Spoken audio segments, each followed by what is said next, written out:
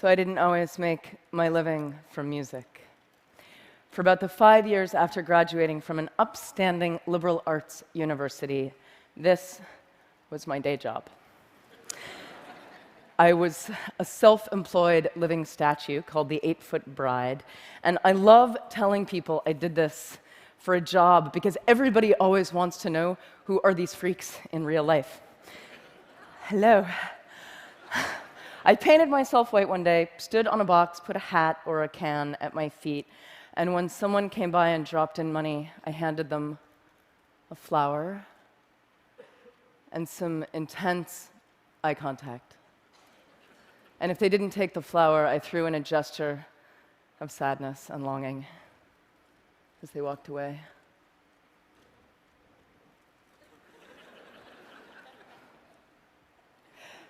So I had the most profound encounters with people, especially lonely people who looked like they hadn't talked to anyone in weeks. And we would get this beautiful moment of prolonged eye contact being allowed in a city street, and we would sort of fall in love a little bit. And my eyes would say, "Thank you, I see you." And their eyes would say, "Nobody ever sees me. Thank you." And I would get harassed. Sometimes people would yell at me from their passing cars, "Get a job!" And I'd be like, "This is my job." But it hurt because it made me fear that I was somehow doing something unjob-like and unfair, shameful. I had no idea how perfect a real education I was getting for the music business on this box. And for the economists out there, you may be interested to know I actually made a pretty predictable income, which was shocking to me given I had no regular customers, but pretty much $60 on a Tuesday, $90 on a Friday. It was consistent.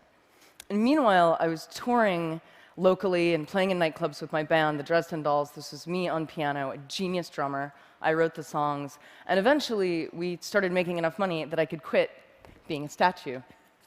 And as we started touring, I really didn't want to lose this sense of direct connection with people because I loved it. So after all of our shows, we would sign autographs and hug fans and hang out and talk to people. And we made an art out of asking people to help us and join us. And I would track down local musicians and artists, and they would set up outside of our shows, and they would pass the hat, and then they would come in and join us on stage. So we had this rotating smorgasbord of weird, random circus guests.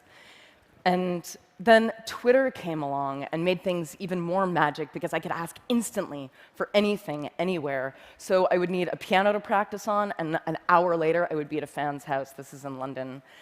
People would bring home-cooked food to us all over the world backstage and feed us and eat with us. This is in Seattle. Fans who worked in museums and stores and any kind of public space would wave their hands if I would decide to do a last-minute spontaneous free gig. This is a library in Auckland. On Saturday, I tweeted for this crate and hat because I did not want to schlep them from the East Coast, and they showed up care of this dude, Chris from Newport Beach, who says hello. I once tweeted, "Where in Melbourne can I buy a neti pot?" And a nurse from a hospital drove one right at that moment to the cafe I was in, and I bought her a smoothie, and we sat there talking about nursing and death. And I love this kind of random closeness, which is lucky because I do a lot of couch surfing. In mansions where everyone on my crew gets their own room, but there's no wireless, and in punk squats, everyone on the floor in one room with no toilets, but with wireless, clearly making it the better option.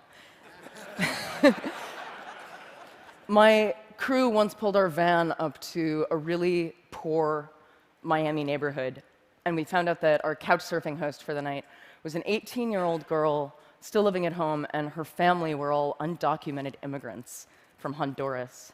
And that night, her whole family took the couches, and she slept together with her mom so that we could take their beds.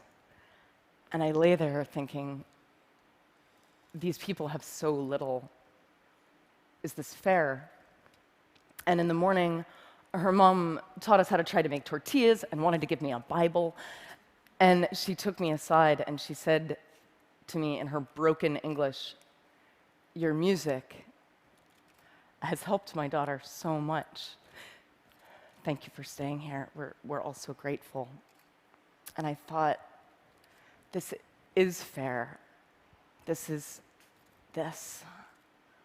A couple months later, I was in Manhattan, and I tweeted for a crash pad, and at midnight, I'm ringing a doorbell on the Lower East Side, and it occurs to me, I've never actually done this alone. I've always been with my band or my crew. Is this what stupid people do? Is this how stupid people die? And before I can change my mind, the door busts open. She's an artist. He's a financial blogger for Reuters.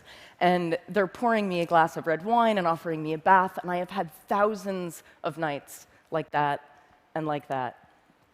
So I couch surf a lot. I also crowd surf a lot.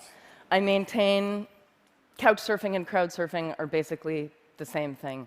You're falling into the audience, and you're trusting each other. I once asked an opening band of mine if they wanted to go out into the crowd and pass the hat to get themselves some extra money, something that I did a lot. And as usual, the band was psyched, but there was this one guy in the band who told me he just couldn't bring himself to go out there. It felt too much like begging to stand there with the hat. And I recognized his fear of, is this fair? And get a job. And meanwhile, my band is becoming bigger and bigger. We sign with a major label. And our music is a cross between punk and cabaret. It's not for everybody. But, well, maybe it's for you. We sign, and there's all this hype leading up to our next record. And it comes out, and it sells about 25,000 copies in the first few weeks. And the label considers this a failure. And I was like, 25,000, isn't that a lot? They were like, no, the sales are going down, it's a failure, and they walk off.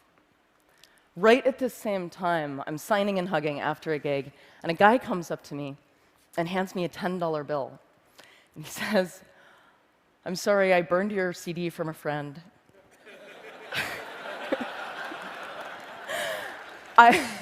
But I read your blog, I know you hate your label, I just want you to have this money. And this starts happening all the time. I become the hat after my own gigs, but I have to physically stand there and take the help from people. And unlike the guy in the opening band, I've actually had a lot of practice standing there. Thank you. And this is the moment I decide I'm just going to give away my music for free online whenever possible. So it's like Metallica over here, Napster, bad, Amanda Palmer over here. And I'm going to encourage torrenting, downloading, sharing, but I'm going to ask for help because I saw it work on the street.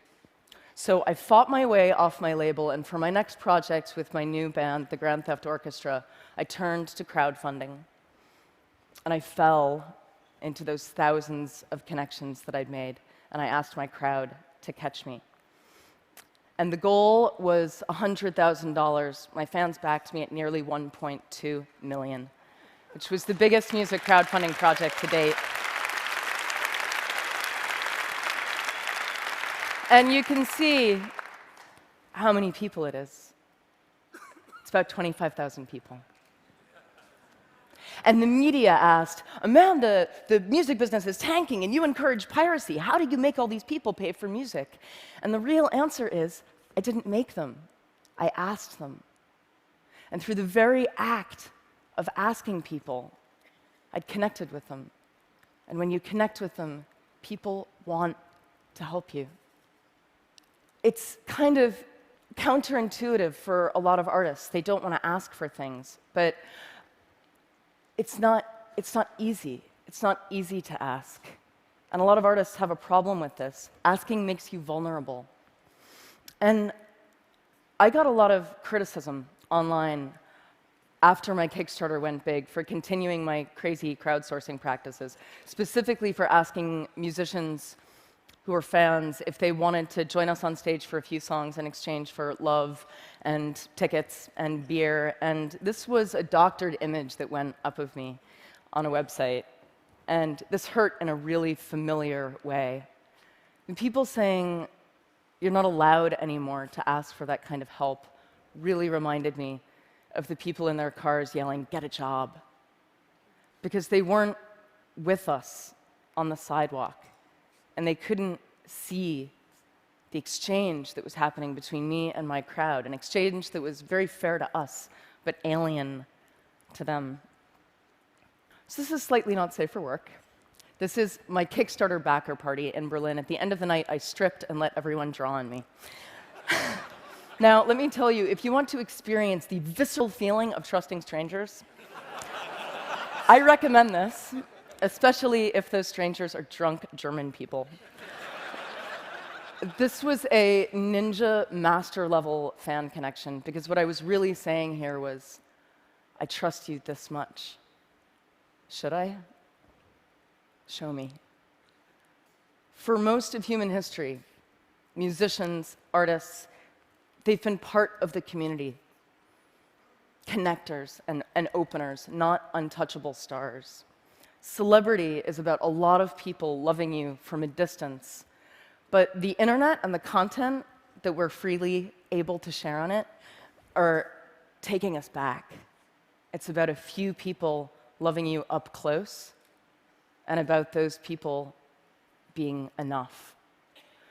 So a lot of people are confused by the idea of no hard sticker price. They see it as an unpredictable risk. But the things I've done, the Kickstarter, the street, the doorbell, I don't see these things as risk. I see them as trust. Now, the online tools to make the exchange as easy and as instinctive as the street, they're getting there. But the perfect tools aren't going to help us if we can't face each other and give and receive fearlessly, but more important, to ask without shame.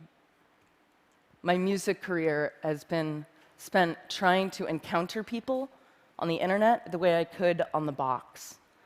So blogging and tweeting, not just about my tour dates and my new video, but about our work and our art and our fears and our hangovers, our mistakes, and we see each other. And I think when we really see each other, we want to help each other.